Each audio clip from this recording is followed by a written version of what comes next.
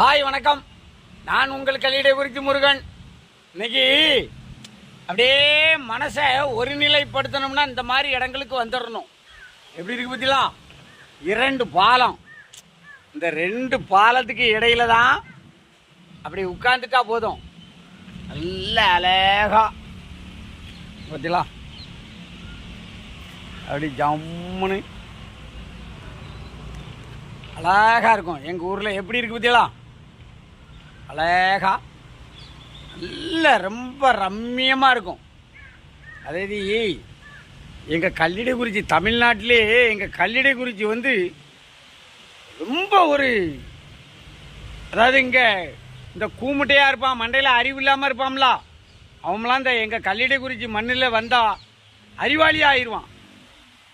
ஆமாம், இப்போ நான் நாங்குநேரியில் பிறந்து வளர்ந்தவன். ஆனால்